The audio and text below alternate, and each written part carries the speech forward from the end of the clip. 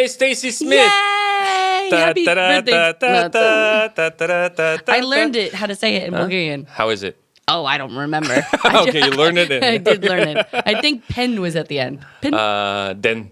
Den is like a day. Честит рожден ден. Din. Happy birthday. Yeah. Yeah. Well, I'm so happy to have you here. This is our second edition of our podcast that has no name, but it has something to do with the Sofia International Improv Festival.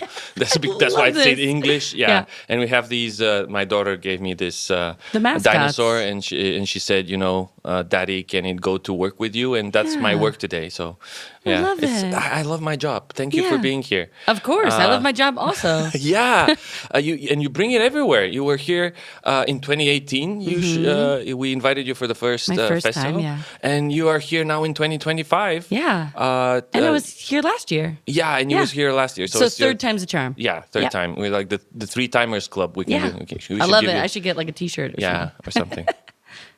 Did we spoil the surprise? No. Okay. So. I was thinking, how do you feel now after being here for 3 years?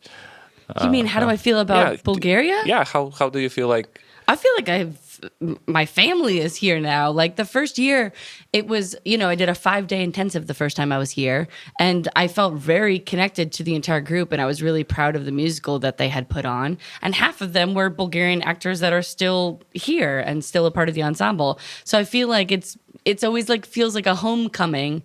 Any international festival, you have like this feeling that you're like waiting to see your family members again. So it feels like a nice reunion. And then with, of course, every single time then with something new. So there's new folks now added into the mix. So that's what keeps it like new and exciting. Yeah. So. How long have you been doing this? Yeah, almost 20 years. I don't want to tell you how old I'm turning today. Okay. How do you keep that excitement energy? Because I met you for the first time I saw you in 2015 in Chicago. I was doing a summer intensive. The summer intensive program. And I saw you, I was like, whoa, this is so much energy on stage and so much joy on stage. And I see you now. Last year you did a show here with Heather, and it was amazing. And you have this energy all the time in you. Where does it come from? Where's the spring? I sleep 8 hours every single night. Okay. It's very important to me. But yeah, I have always had this boundless energy because I find improv to be really fun. And when I don't find it fun, then I don't want to do it. You know what I mean? Like, I just find so much joy.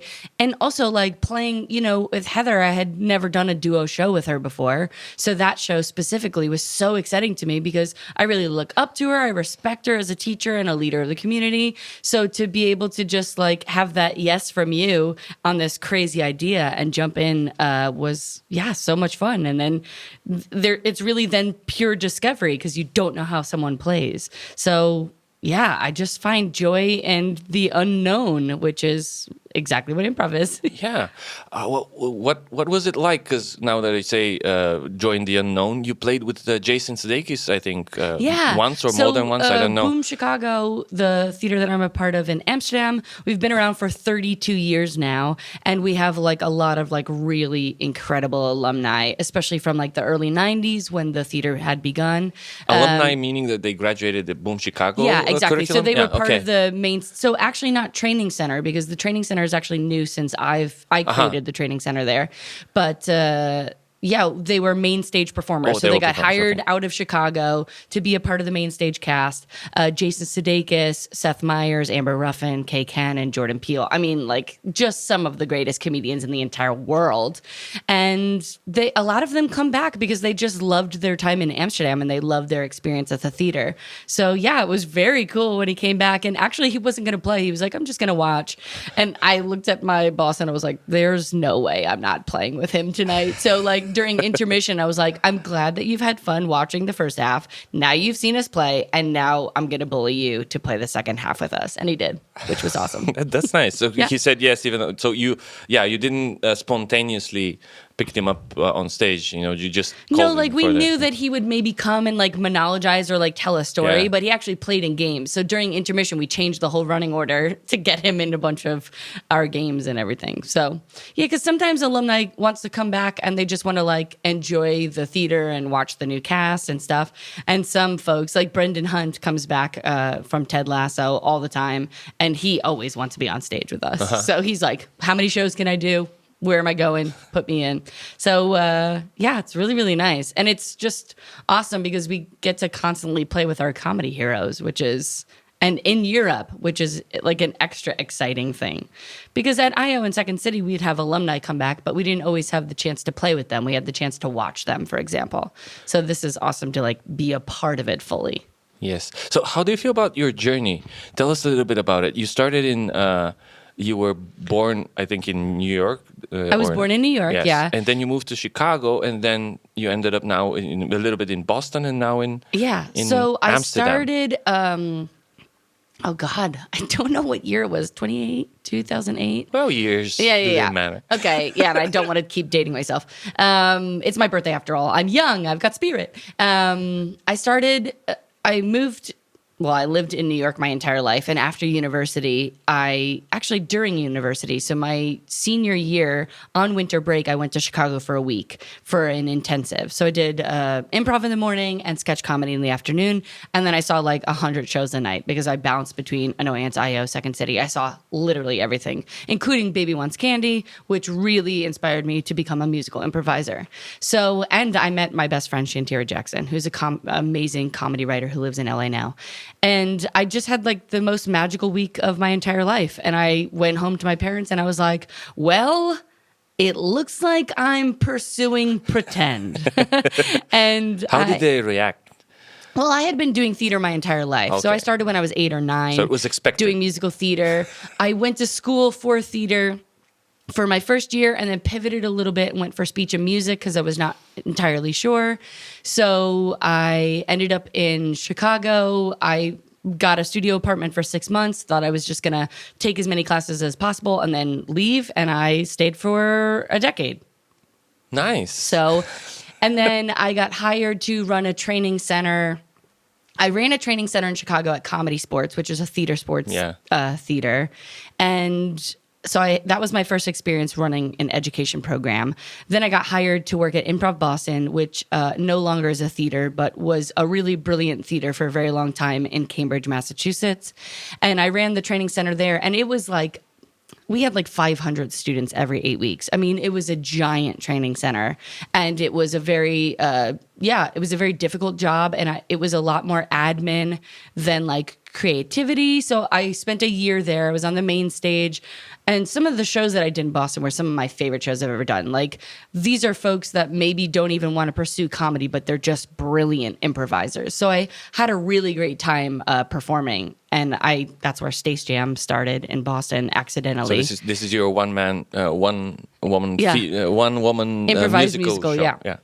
I did it totally by accident. I invited some new people when I had just moved to come play with me, and I paid a music director to play a set. And at that point, I had like no money, so it was that $50 for that music director was like, I'm paying $50. Like, let's go, everyone. And everyone called out sick, and no one could play that night. Oh. So I was like, well, I already paid $50 for this music director. I might as well do something. And I did I would say one of the most dramatic emotional 15-minute shows ever, and it was not funny at all. And then I was like, okay, I want another take at this. And I did one that was all comedy and had no heart. And then I was like, okay, I want to create something that kind of has the both. And that's kind of, the experimental phase of Boston is where I landed with creating my show. Sounds like you're excited by difficulty in a way. Yeah, I mean, I want to be challenged. That's like, especially because I've been doing this for so long, like, you're always a student. If I can take workshops and listen to lectures and, read books and stuff, like, that's all a part of it. I literally eat, sleep, and breathe improv. I love it. So what's the most challenging thing that you ever did? That's a great question. I mean, I was artistic. So then when I moved to Amsterdam, I was just a cast member, and I was only going to stay for a short while because I was with my now ex at the time, and he could only stay for a short while because he was not a part of the cast. Now he is, and he's fantastic. But I had then written a curriculum and created a training center there, then became the associate artistic director, and then became the artistic director. And being an artistic director is a really, really tough job. I mean, you know, and you do such a fantastic job. I mean, I've really watched you build this community. It's amazing. So huge kudos to you. Thank you. I don't know how to take compliments. No, that's very Bulgarian. But I think actually it was like personal life and improv at the same time was the hardest. Like after my mom passed, grieving and taking what was already the hardest position of my life and combining those two was just really like challenging, because like going through something personal and then bringing it to work and trying to be like a good leader and to, you know, be vulnerable and open while you don't quite feel yourself. I feel like that was very difficult, because I fully believe that to be on stage for me, I have to feel myself. Like I have to feel, you know, like that joy and that excitement. And if I don't feel that way, then I'm not going to go on stage, because it feels unfair to me to not give the audience, you know, a fair assessment of who I am. Isn't that too much pressure? I heard this idea of, you know, it's famous, the comedy is tragedy plus time. Yeah. So is it true for grief as well? Can you how do you manage, you said, grief with comedy? Is it supposed to be comedy, or can you allow yourself to be different and not that comedic at that time? I really like to do shows that are vulnerable and make people emotional in the same 20 minutes that I make them laugh. Like, to me, that is perfect, because comedy is supposed to be relatable and truthful. So I really love to do shows like that. I love to make shows like that. I mean, don't get me wrong, I love comedy and I want to be funny. That I definitely love that. We actually did a show. One of my cast members, Simon Lucas, created this brilliant show called Tragedy Plus Time. And we would have storytellers that would tell like deeply tragic stories, and then we would make comedy out of them. And that was one of the most challenging shows I've ever been a part of. But it was the most rewarding show that I've ever been a part of, because we all had this agreement and this consideration that we would tell the storytellers, like, we are going to take this material and like, this is our source material. So we are really going to not poke fun at it, but we are going to use this and these specifics and everything. And I actually told a story shortly after. I was scheduled to be a storyteller, and at the time, my mom was sick, but she hadn't passed. And I told a story. I was scheduled to tell a story right after my mom passed. And I was like, I don't know if I'm going to do it. And then I just decided, like, you know, I feel really safe with my cast. They're going to take great care of me. I wasn't even going to play the scenes. I was just going to tell the stories. And it actually felt really cathartic and amazing, like, to tell these stories, because I told the stories with a comedic angle. Like, I said all of the funny, ridiculous stories of the last days of, you know, of my mom's life. And so I tried to make it relatable, but also, you know, find humor in it. And it was really cathartic. And now I have like this connection of that grief with comedy scenes. And that's actually kind of a nice way to look at things. And then I found that like storytelling and like writing comedic pieces about tragedy and like mental health and all of that, but finding a comedic take on it, like I've been more passionate about that in the last 2 years than I've ever been. But I do feel like if I am in a place where I'm like not functioning as a human, then it doesn't feel safe to give that to my fellow players. You know what I mean? Like, I want to be able to like be there mentally. So I took a little bit of a break from performing and from teaching, just so that I can kind of, work on things outside and then come back, you know, stronger. Interesting. So what is there an advice that you can give to people that are finding it hard to find a comedic angle on a story or an event or an inspiration? Yeah, I mean, you know, specifics. Like, I teach comedy writing, and I work a lot of like one-on-ones with like, you know, presenters who are just like going through like really boring material about, you know, pharmaceuticals or something. And it's like, well, what are the, like specifics that you can be relatable with this material. So like taking this, experimental drug is like what experience. So like comparing it to something that is like fun and relatable. So I do feel like specifics in comedy are really what we're relating to. Like those are the things that we're laughing at usually because it's so specific. Okay. So I was, when you were saying this, I was thinking about pressure, because there's like pressure in delivering in a way, and maybe that's the same type of pressure where I don't feel that though. I don't feel any pressure. Have you felt pressure? So that reminded me that you were called for Saturday Night Live. Yeah, 3 times. That Guess sounds what? like a lot Not of pressure. on the show. Yeah. Well, I'm in Bulgaria. So how was that like? Wasn't that like the pressure of a lifetime? Sounds Every time like someone asks me, like, yes, like, off stage and at home, I was, like not sleeping because I was thinking about things a lot and stuff like that. But when it came down to it, when I was there, I was backstage and I was like the only one not like pacing or like close to vomiting. And like someone was like, why aren't you nervous? And I was like, because the worst thing that can happen today is that I don't get something that I've never had.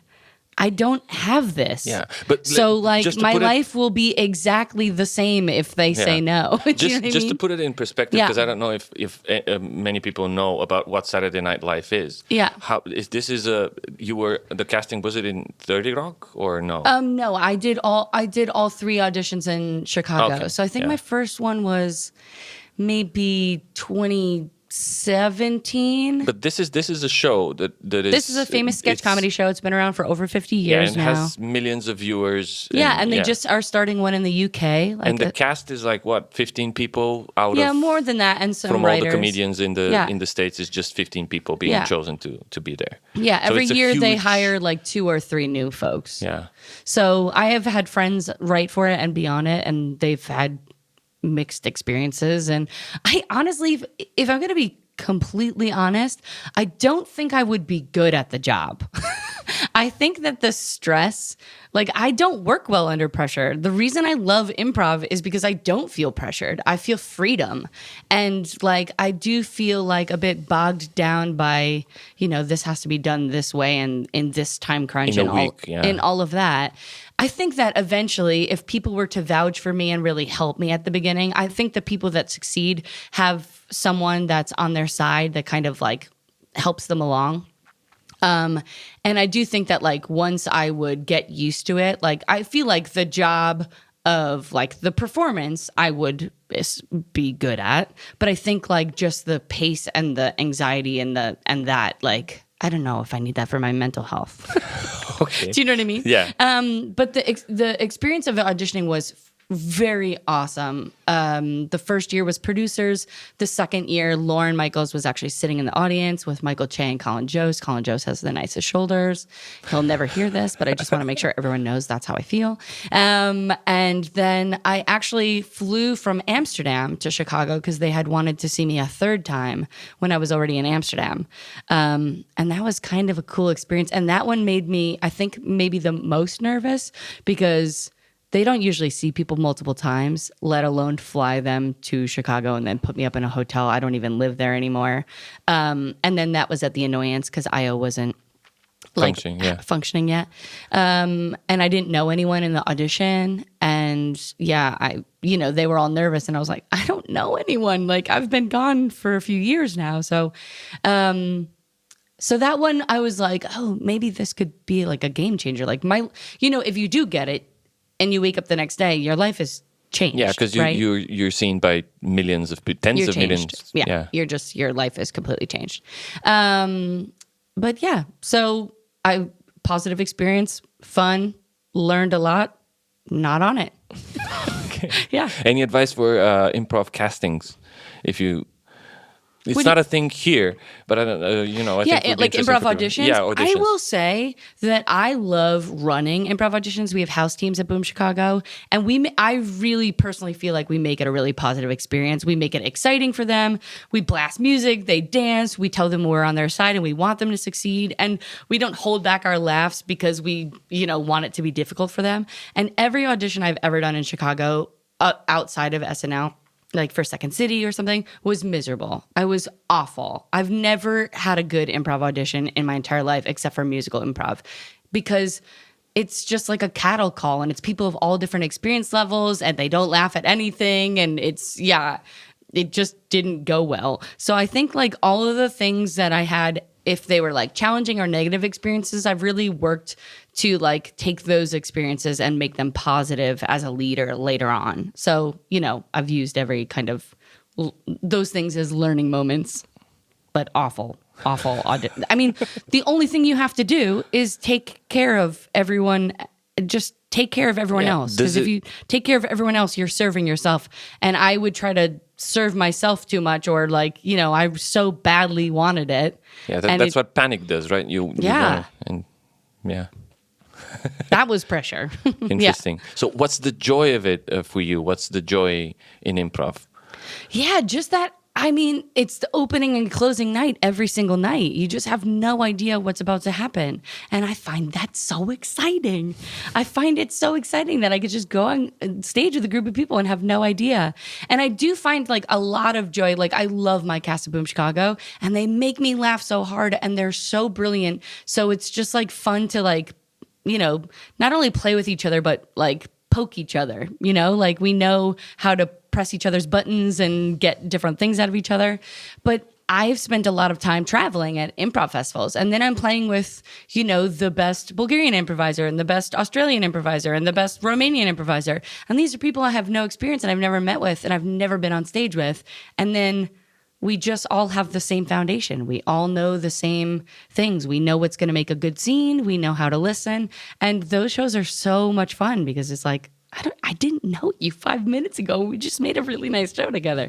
Yeah, I love that. Is it possible to have like a negative experience that way, like to meet somebody that you don't connect with? Yeah, and I've definitely like, been a part of, like if I'm choosing who I play with, I'm always having good shows, right? It's only when, I have been put into a group, then maybe I'm not gelling with someone like style wise. So you make the best of it. You still know the tenets of improv. And so you do your best. I mean, I will say I feel lucky that like I've had consistently more good shows than bad shows. And I don't get bummed out about shows that don't go well because they're over. You know what I mean? Like it just lived and died. It's over and there's no reason to stress about it. Do I like to learn from them and like then kind of see what didn't work and how I can make it work better next time? Yeah, of course I do. But that's like the Virgo in me. Yeah. Okay. So are you a believer of because I think there are like two types of teaching or looking at people like improvisers, like what are their strengths and what are their weaknesses? And can you have like, do you believe that people should pay more attention to their weak spots and just try to improve them? Or you are like, there's some people that believe, just play to your strength and be the best version of yourself with your strengths. Yeah, I firmly believe that. And listen, it is different for everyone, right? Yeah. Like everyone definitely has a different philosophy.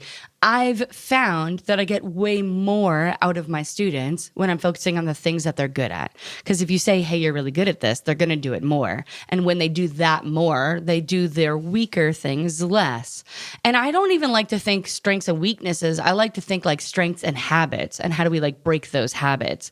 Because as soon as we make something negative and we say a weakness, then people become in their head. And then they are afraid to make choices because they're nervous they're going to do their weakness. You know what I mean? And then I just feel like you don't get anything out of people that way. And we're also like, the world is so negative and we hear no in everyday life. Like, why can't we just show up to a thing with adults and just say yes all the time? You know what I mean? Yeah. Is there something that you know that you're probably not that good at and you avoid doing or playing? No, I mean, because I'm part of an ensemble that's performing at, a few days a week at Boom, like we're creating formats that we all love. I would say that like there's probably certain styles that I just don't have any experience in. But if someone said like, hey, tonight you have to do a Shakespearean show, like I don't have any experience with Shakespearean training. I don't really know that much, but I would still say yes to doing it because what could go wrong? You know what I mean? Like the people are going to have my back, and I might not be good at it, but it's also not about me. It's about the show and the ensemble. So if I'm the weakest member, that doesn't really bother me as long as everyone else is taking care of each other. So it's not that I avoid them. I just think that I'm not actively creating shows that are based on my weaknesses. Yeah. I'm just, doing the shows that I'm programmed to do, I guess. I mean, I want to always be doing musical improv shows. Full stop. So you mentioned Baby Wants Candy, but Yeah. now we're talking about improvised Shakespeare. What's your favorite show that you've seen? I mean, both of those shows, wow. I mean, those are two shows, I haven't So seen improvised Shakespeare, that's the US version, because there's many, I think there are many improvised Shakespeare. And I have the most experience seeing that version, obviously, because I saw it. I think was created by Blaine Swen. Yeah. And I have seen that show, I don't know, 4 million times at I.O. over 10 years. And I always, even though knew just as much improv as many of the players, still was like, how do you do this? There's no way I could ever do this. This is insane. But I think that's kind of exciting to like still improvise for so many years and still really look up to people. Like Jules and Heather did a show at Sofia last year, Heather Urquhart and Jules Munn, for those who are listening. And I love the both of them, and I've played with the both of them. And I just thought that show, I was like, I would never think to do that or to say that or...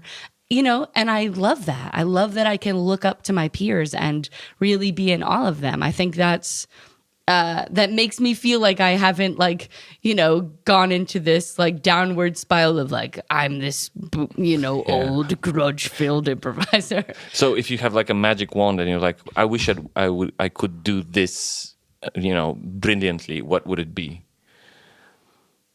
Oh, I don't know. I never really thought about that. I guess, style stuff. Like any kind of like author or movie-based improv, or even like, I don't do a lot of narrative. So I think like just doing more narrative, I think would be super cool to like strengthen that muscle. What's your favorite show like on TV? Oh, God.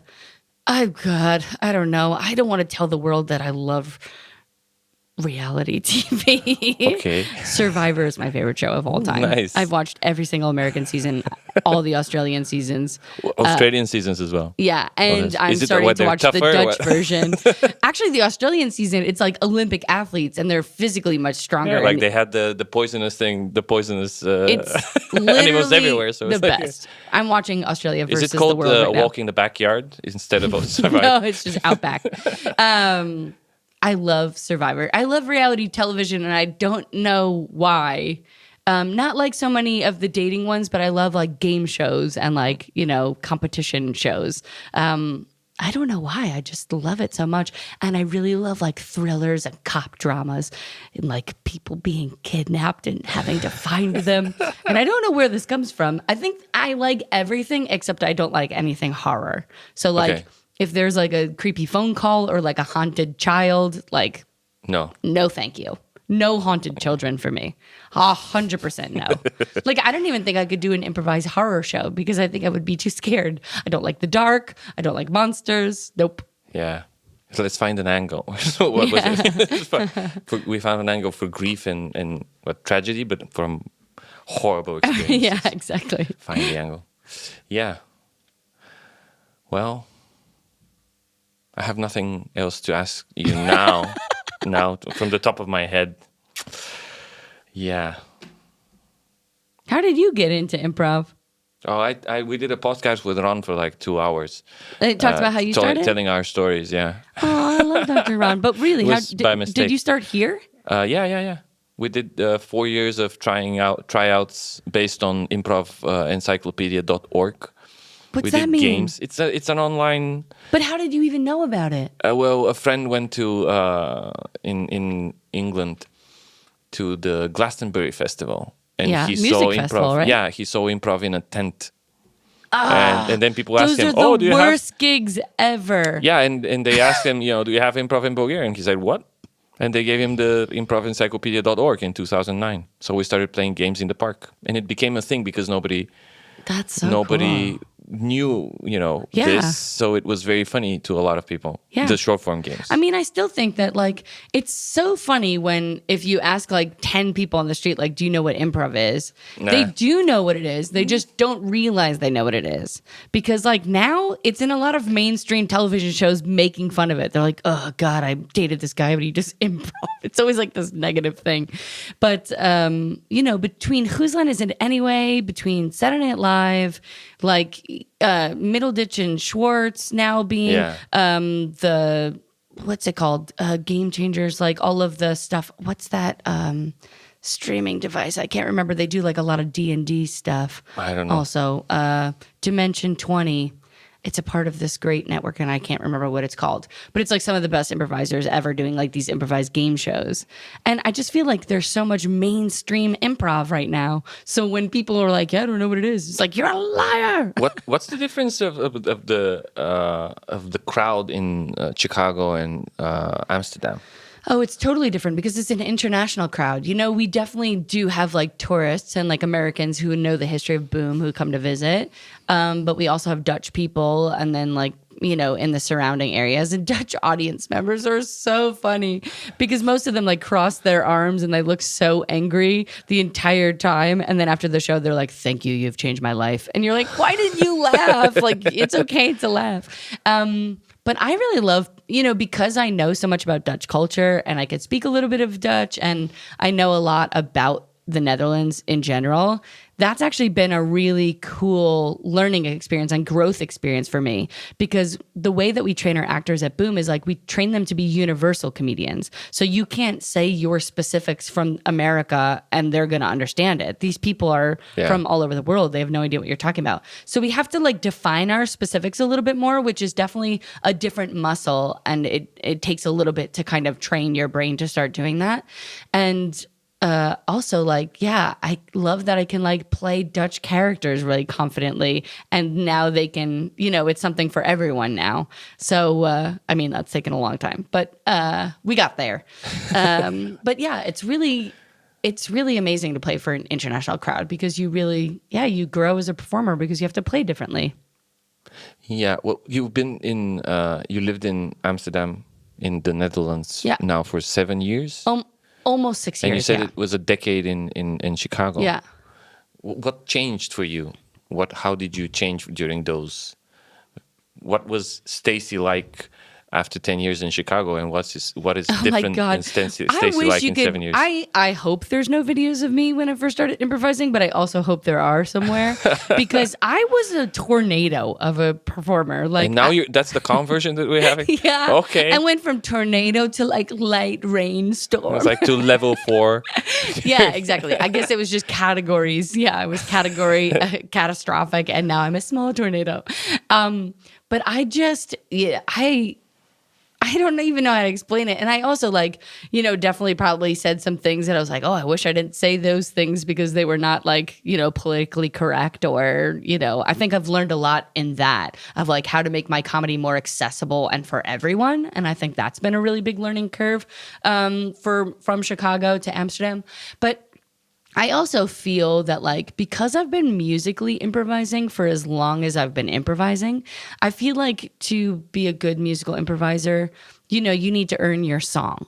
And because you need to earn your song, or you want to earn your song, otherwise why are you doing it? You have to make strong declarations. And I feel like I make bolder choices on stage because I'm a musical improviser. So that's been a very big learning moment. And also, I've learned that in different ensembles, I play very differently. So for 10 years, I toured with my 4-woman musical team, Stacked. And I filled a certain role on that ensemble. And at Boom, as the casts change, my play style changes because it depends on what the cast needs. You know what I mean? If there's too many goofy players, then the show is going to be too much of this. And if it's too dramatic, then it's too much of that. So I think since I actually went to Boston and learned a lot about free form and all form, I really started to look at improv different of every show is an improvised running order, and what does this show need? What does the next scene need? Does it need more energy? Does it need more relationship? Does it need more environment? And I try to like bring a lot more variety to my play now. So you said free form and all form. Could you define it a little bit more? So it's like using long form as like a baseline and then using short form lay-ons to kind of heighten long form. So like a very small example is like, doing a long form scene and then someone can just yell new choice and then you take back the last thing that you said and replace it with something new. A short form game that is just called without rules or introduction on long form, for example. That's like a very small example, but it is, it's really, it's like content as story, like, so it's like very fluid and kind of moves from here to there. And what's your favorite style now to play? Musical. Besides music. You knew I was going to say it. Musical. Always musical. Let me sing. Like musical, or like, what was it? The second, I call it this because I saw it first at Second City, the asking the audience for something and then giving them two choices. So what's your favorite like this? How did you call it? Yesterday you said it. What was it called? Burning suggestions. Burning suggestions. Yeah, like So a I should have used location, that. like a Starbucks or a bathroom. Yeah, But what's your favorite good. style? Like Shakespeare and musical, or yeah. No. So they try to get rid of musical. But you mentioned universally funny. Now that you've seen and you've been around different festivals, different cultures, what is universally funny? Is there such a thing? Yeah, do people laugh at the same things? I think people laugh at the same things of like, the things that are relatable, like family, like I think relationships are very relatable. Relationships with parents, dating relationships, work relationships. I think a lot of things people see themselves in that because that's something that we all have in some way, right? Do you find topics that you avoid? I mean, there's just some topics that I just, I don't want to play on stage. Has that list changed over the years, or is it growing? Is it no? I mean, here's the thing. I think like the list. I don't ever want to say like I don't want to do this because I don't want to also like limit myself. But there's just certain character. I want to play characters that I know and that I love to play. I don't want to be like made to be like this real, genuine villainous person. If it's like a, character that's a villain in a musical, who, loves to steal the candy, great. But someone that is like a realistic, grounded version of someone that's a villain, like that's never going to be fun for me. And there's just certain topics that I just don't want to do on stage because they don't make me feel safe. I don't feel like there's comedy in certain topics. And I think you can satirize a lot of topics and you can like say your point of view on the world through certain more difficult topics. But a lot of the times when people shout things out too, they're just shouting it out to be shocking. They don't actually know what the content is going to then look like or what it's going to spiral into. So like 9 times out of 10, they're just trying to get a laugh in the audience. They don't actually want to see a scene about incest. Or I hope not. Otherwise, please stop coming to comedy shows. So how do you rest? Is there, because you have this energy all the time, is there a resting Stacey? How does that look like? Stacey. No. Is there Stacey still? Stacey still. It's funny. Like not that I got made fun of, but like the first time I was at Sofia, folks were like, "Let's go out and have a drink," and I was like, "Hey, I have certain kind of rules. Like I have to be in bed by midnight. I'm not going to drink for the last hour that I'm out, and I'm not going to talk at a loud, crazy bar because my voice is really important to me. The rule of 3. My voice is really important to me. Like my sleep is really important to me, and also I'm being paid to be here and to provide a service. And for my students, it's not fair if I'm hungover or don't feel well or whatever, and I take that very seriously. So like. Yeah, at festivals, I'm really not that fun. I'm like, okay, well, it's 10 o'clock p.m. See you guys later. So I'm very precious about my sleep, is what I will say.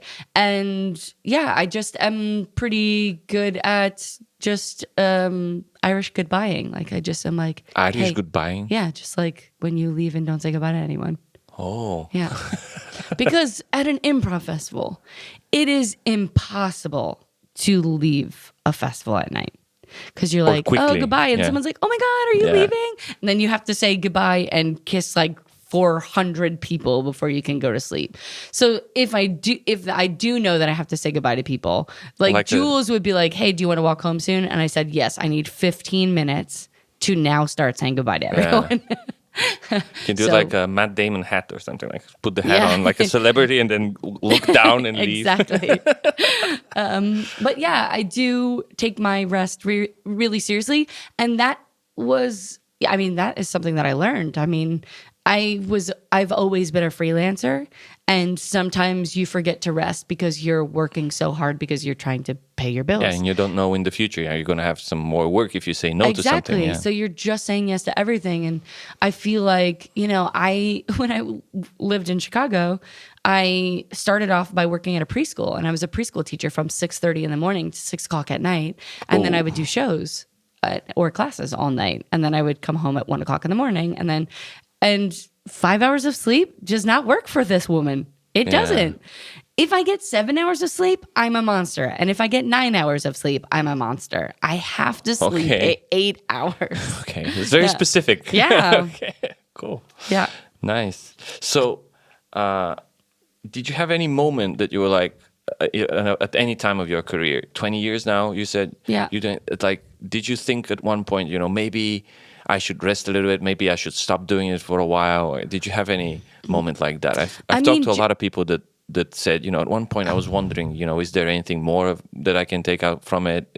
Am I enjoying it that much anymore? No. Okay.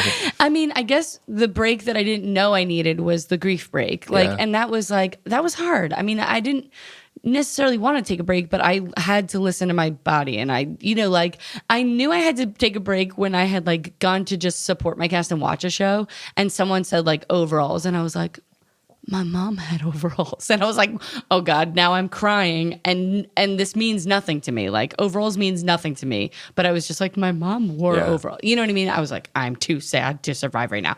But other than that, like, I think because not only have I been performing, but I've been teaching for the entire, like most of the 20 years.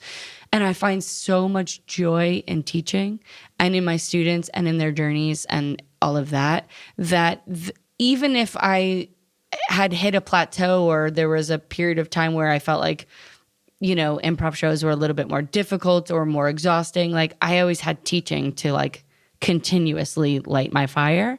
So I think because I had those two things hand in hand, I always felt like my students inspire me. Like I get excited. And I also like selfishly, because I run the training center, put myself like teaching on Sundays right before I have a show because I remind my students of the basics of improv, and then I always have better shows because I've just said you reminded yourself in a way. Yeah, exactly. Yeah. So I love teaching, and I think that's why like my performance chops have stayed as strong as they are is because I'm teaching so much. Truly.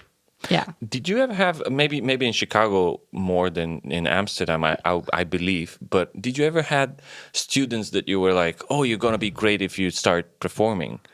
Did you have students that are very talented, and the opposite, students that are not for this at all? How do you handle that?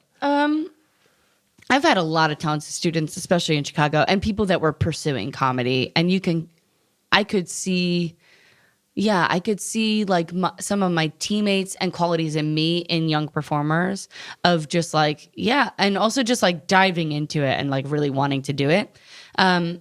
So I definitely felt that. And I always tell folks to like get on stage. Like we don't do our student showcases until level 4, for example.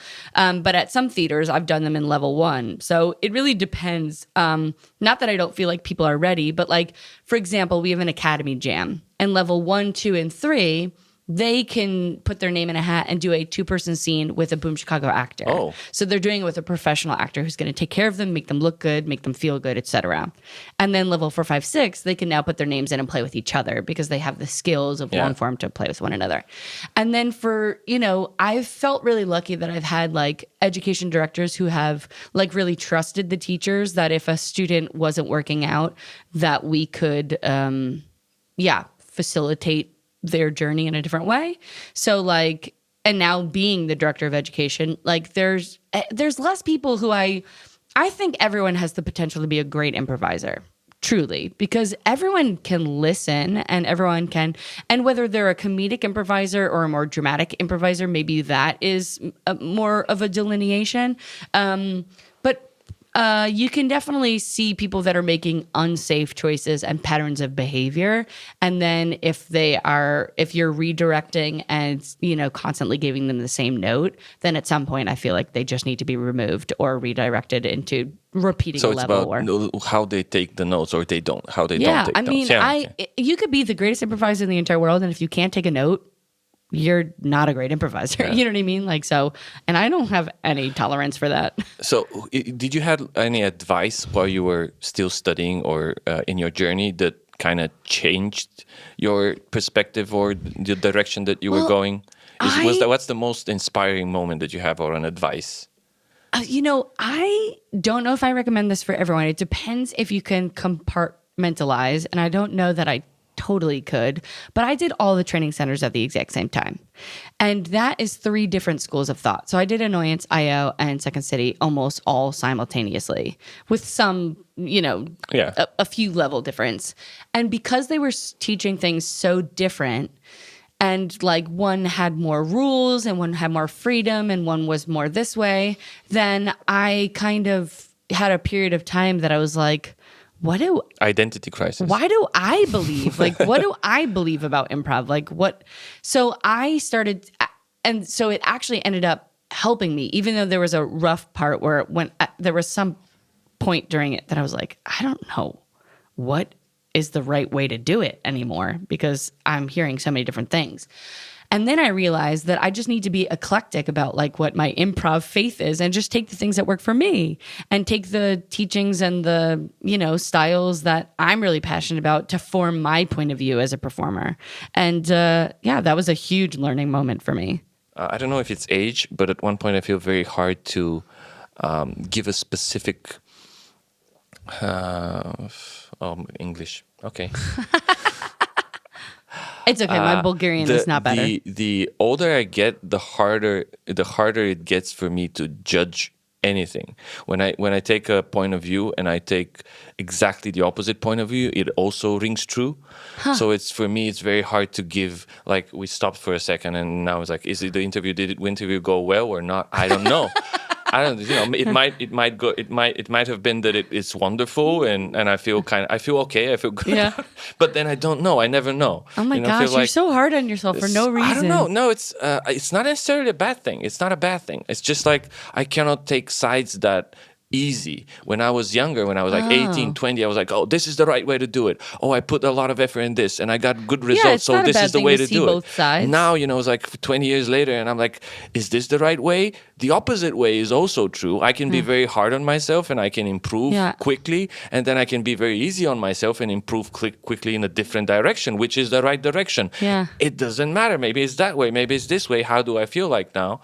I think it's kind of nice to like not judge things as... Yeah, but also sometimes it's nice, sometimes it's very confusing because, the moral ground is grayer than ever. Yeah. It's like...